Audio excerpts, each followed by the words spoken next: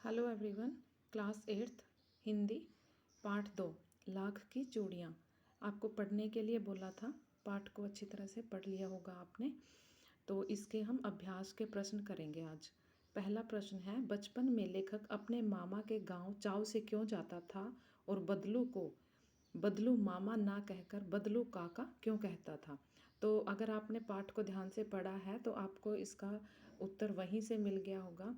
आपको पता है कि बचपन में लेखक जो है गर्मी की छुट्टियों में अपने मामा के गांव जाता था और उसे बदलू काका जो थे वो वहाँ पे लाख की चूड़ियाँ बनाते थे।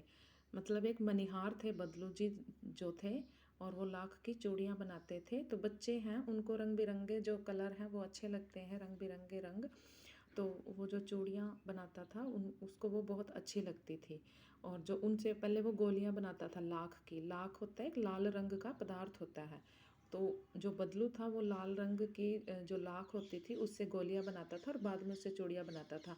तो जब वो लाल गोलियाँ बनाता था तो जो भी बच्चे उसके पास आते थे और ख़ासकर जो लेखक था उसको वो लाल रंग की गोलियाँ दे देता था। बच्चों को वो गोलियाँ बहुत पसंद आती थी, इसलिए जो थे लेखक जो थे उनको उनकी तरफ आकर्षित हो जाते थे। और मामा के गांव का होने के कारण उसे बदलू को मामा कहना चाहिए था, परंतु वो बदलू को बदलू मामा ना कहकर बदलू काका इसलिए कहता था क्योंकि गांव के सारे बच्चे उसे बदलू काका के नाम से पुकारते थे।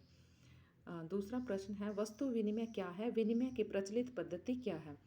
तो वस्तु विनिमय आपने किसी और सब्जेक्ट में भी पढ़ा होगा, शायद एसएसटी में पढ़ा होगा। बार्टर सिस्टम, बार्टर सिस्टम यानी वस्तु विनिमय होता है कि वस्तुओं का आदान प्रदान करना, यानी कि एक वस्तु के बदले में दूसरी वस्तु लेना या देना।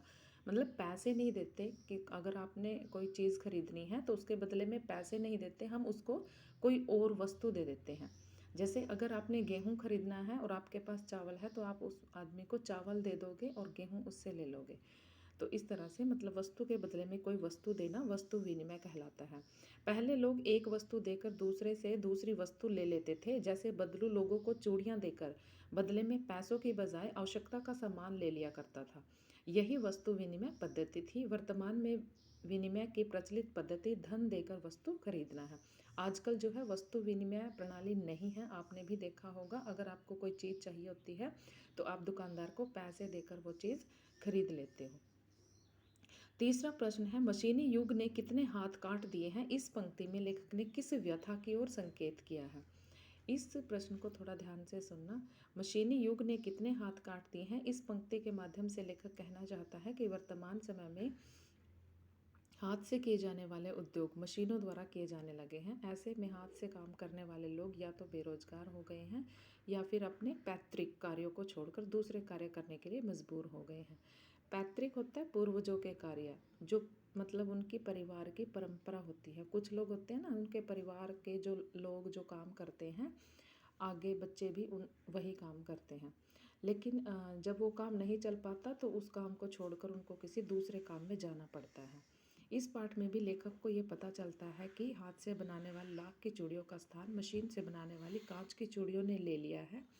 तो उसको बहुत दुख होता है और तब उसके मुंह से ये वाक्य निकल जाता है, या वो ये वाक्य बोलता है कि मशीनी युग ने कितने हाथ काट दिए, यानी कि मशीनों के कारण हाथ से काम जो किया करते थे वो अब ख़त्म हो गए हैं।